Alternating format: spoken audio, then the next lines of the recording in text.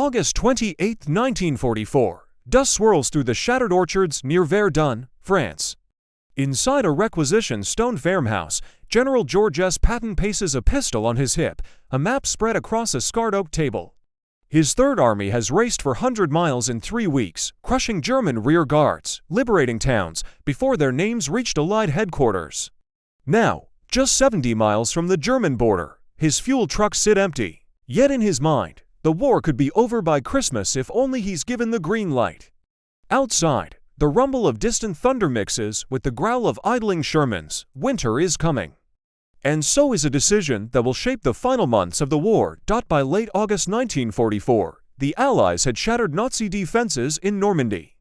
Operation Cobra, launched on July 25, had torn open the German left flank. Through that breach, Patton's newly activated Third Army had poured unleashed like a flood after weeks of careful build-up.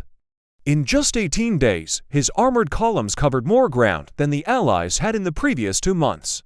Towns fell with astonishing speed: Le Mans, Orleans, Chartres. By August 25, Paris was liberated not by Patton, but by General Leclerc's 2nd Armored Division under General Omar Bradley's 12th Army Group, a political nod to the French resistance. German forces were in disarray. Field Marshal Gunther von Kluge's Army Group B collapsed during the Falaise Pocket, where tens of thousands of Wehrmacht troops were killed or captured trying to escape encirclement. Yet despite the chaos, remnants of the German army, often leaderless, undersupplied, but still dangerous, streamed eastward, regrouping with astonishing resilience. Hitler, refusing retreat, ordered a new defensive line, the West Wall, known to the Allies as the Siegfried Line. For the Allies, victory felt imminent, morale soared. Soldiers spoke openly of being home by Thanksgiving. Intelligence reports underestimated German capacity to recover. What few realized was that the Allies' greatest enemy was no longer just the Wehrmacht, it was distance, time, and the vanishing trickle of gasoline. The euphoria of the breakout masked a deepening crisis. Logistics were collapsing. The Allied advance had outrun its supply lines by over 300 miles. Cherbourg, the main deepwater port, remained damaged and inefficient. The artificial mulberry harbors at Normandy were either destroyed or nearing capacity. Every gallon of fuel, every round of ammunition, had to travel by truck over roads chewed to mud by thousands of vehicles, a fragile artery known as the Red Ball Express.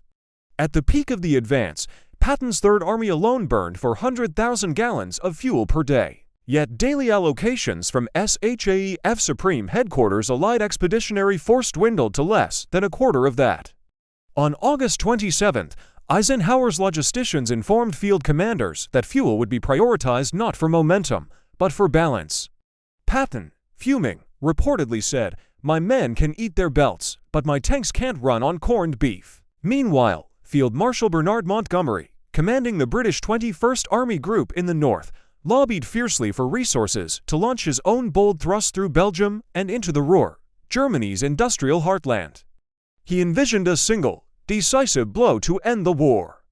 Patton argued for a southern dash into the Saar, then Frankfurt. But Eisenhower, newly installed as ground forces commander on September 1, faced a dilemma: back one audacious general and risk leaving others stranded or spread resources thin across a broad front. That choice would determine not just the pace of victory, but whether victory would come in 1944 at all. Patton's vision was rooted in blitzkrieg logic: speed, surprise, and psychological rupture. He believed that one concentrated armored spearhead his Third Army could punch through the thinning German defenses before they solidified along the West Wall. His plan called for a rapid drive east from the Moselle River through the Saar industrial basin, then north toward Frankfurt and the Rhine. Capture Frankfurt, he argued, and Germany's command structure would fracture. Factories would fall silent, morale would collapse. The war could end by December. His confidence wasn't unfounded. In just 1 month, Patton had liberated 60,000 square miles of France with fewer casualties than Montgomery's slower, methodical advance. His troops were battle-hardened, mobile, and eager. He commanded the U.S. Army's most experienced armored divisions like the 4th Armored under Major General John Wood, who operated with an almost intuitive coordination between tanks, infantry, and air support. Yet the human factor extended beyond battlefield prowess. Patton's temperament, brash, impulsive, politically tone-deaf, worked against him. Just 2 years earlier, he'd been sidelined for slapping shell-shocked soldiers in Sicily. Though reinstated, he remained a liability in Allied coalition politics. Eisenhower, ever the diplomat, knew that favoring Patton risked alienating Montgomery and the British War Cabinet, who already chafed at American dominance in manpower and materiel. Then there was the logistical reality. The Red Ball Express, over 6,000 trucks running day and night, was a marvel of improvisation, but it couldn't sustain multiple offensives. Each mile east multiplied fuel consumption exponentially. Engineers calculated that supplying a narrow thrust to the Rhine would require stripping every other front of fuel, ammunition, and spare parts. If the spearhead stalled, as Napoleon's had in 1812, it would be stranded, vulnerable, and potentially destroyed. Eisenhower understood war not just as combat, but as supply, diplomacy, and risk management. Patton saw only the battlefield. That difference defined their clash not of courage, but of command philosophy. From the German perspective, the late summer of 1944 was a race against annihilation. After the Falaise collapse, Hitler sacked von Kluge and recalled Field Marshal Gerd von Rundstedt, whom he dismissed months earlier, to reorganize the Western Front. Alongside General Walter Model, the Führer's fireman, they began cobbling together new defenses with astonishing speed. Remnant units, re-echelon troops, Luftwaffe ground personnel, and hastily trained Volkssturm militias were funneled into the Westwall, a network of bunkers, anti-tank ditches, and minefields stretching from Switzerland to the Netherlands. They knew the Allies were overextended. German intelligence intercepted radio traffic showing fuel shortages. They gambled that, if they could hold the Moselle and the Siegfried Line for just a few weeks, autumn rains and winter cold would freeze the Allied advance. That window was narrow but real, and Eisenhower's decision to halt Patton played directly into their hands. Montgomery, meanwhile, presented his own version of a narrow-thrust Operation Market Garden. He proposed seizing key bridges in the Netherlands with airborne troops, then racing armored columns across the Rhine into the Ruhr. It was as audacious as Patton's plan, but politically safer. Backing Monty reassured the British government and maintained coalition unity. On September 10th, Eisenhower gave conditional approval. Patton's thrust was denied. Montgomery's would get priority fuel and airlift support. Eisenhower's choice reflected not indecision, but a strategic calculus. A broad front advance minimized the risk of catastrophic defeat if one thrust failed. It kept pressure across the entire line, preventing German reserves from concentrating. And crucially, it upheld the alliance. As Eisenhower later wrote, the best solution was to advance on a wide front, keeping all formations in contact and mutually supporting each other. Yet this prudence came at a cost. While Monty prepared his airborne gamble in the north and Patton cooled his heels in Lorraine, the Germans rebuilt. The moment for a lightning end to the war slipped away like fuel through a cracked drum. September 1, 1944. At SHAEF Forward Headquarters in Versailles, Eisenhower made his final decision. Patton's request for a single-thrust advance into Germany was denied. Instead, all army groups would advance generally eastward, with limited priority given to Montgomery's northern thrust, soon to be codenamed Operation Market Garden. Patton received just enough fuel to probe the Moselle River defenses, but not to cross in force. His armored divisions, poised like coiled strings, were ordered to hold. The consequences were immediate. On September 7th, Third Army reached the Moselle near Metz, a fortress city Hitler had declared impregnable, without sufficient fuel or air support. Patton's assault stalled against thick concrete pillboxes and German 17th SS Panzergrenadier Division. Rain turned the Loire plain into a quagmire. Tanks sank axle-deep. Infantry waded through mud under artillery fire. What Patton had hoped would be a rapid penetration became a brutal war of attrition. Meanwhile, 300 miles north, Market Garden launched on September 17th. 3 airborne divisions dropped behind enemy lines to seize bridges at Eindhoven, Nijmegen, and Arnhem. British the 30th Corps raced north in a narrow corridor, Hell's Highway, to link up with them.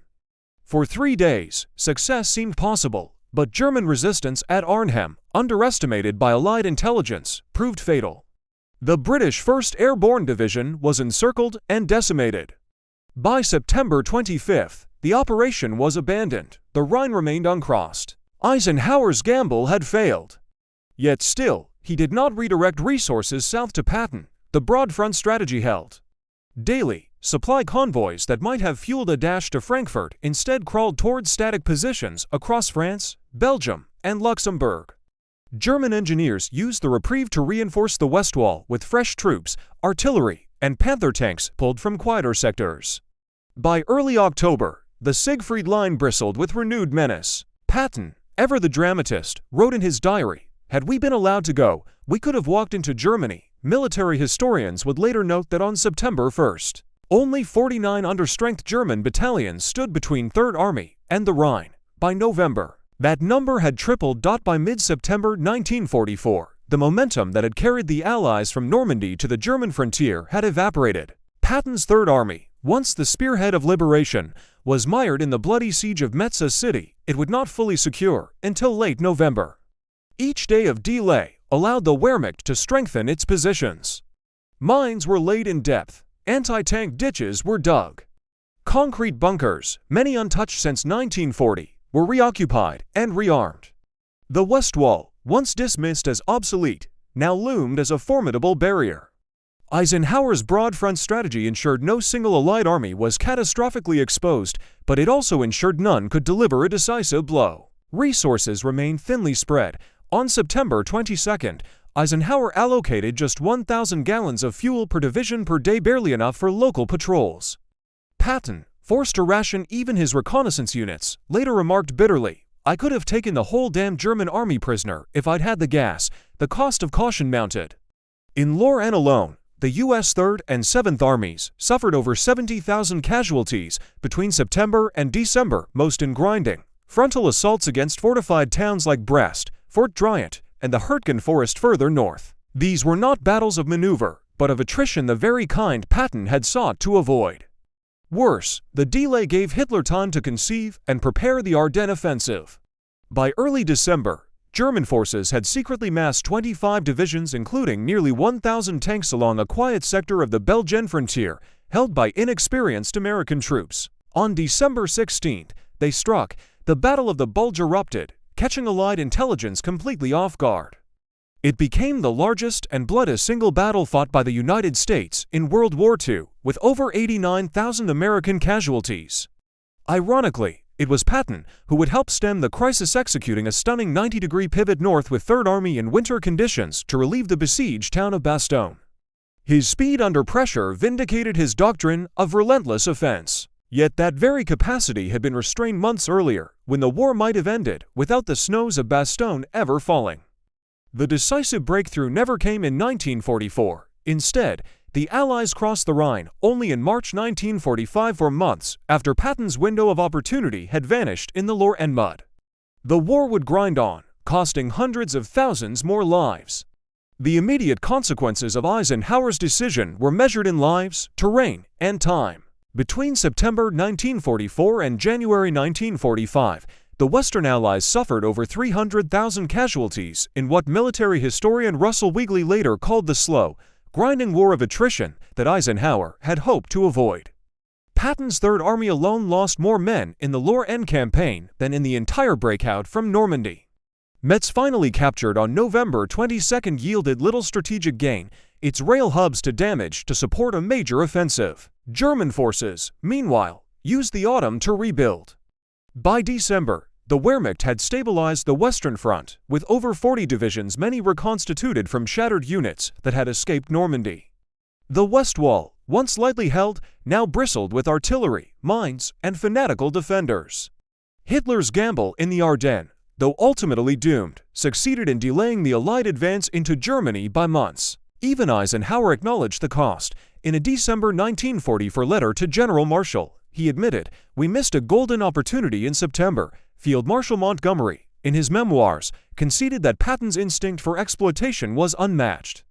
Yet the decision stood not as a failure of judgment, but as a reflection of coalition warfare's harsh realities. The war that could have ended with autumn leaves falling on quiet German towns instead bled into winter, snow covering the frozen dead from the Bulge to the Vosges. In the war's aftermath, Patton's rejected plan became a cornerstone of military debate.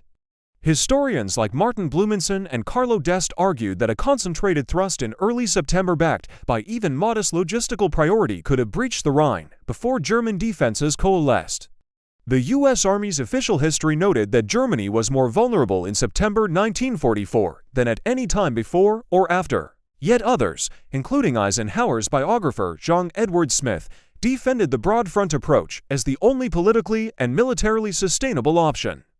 Supply constraints were real. The Allies lacked the port capacity to sustain multiple deep offensives. And risking a single army deep in enemy territory without secure flanks or air cover during autumn weather could have invited disaster, not victory. The episode reshaped post-war doctrine. The U.S. Army emphasized combined arms mobility, logistics integration, and the need for operational art that balanced audacity with sustainability. Patton's aggression was admired, but never again left unchecked. Meanwhile, Eisenhower's leadership was vindicated by ultimate victory, though at a higher human cost. Diplomatically, the decision preserved the Anglo-American alliance, a fragile coalition that might have fractured under the strain of perceived American favoritism.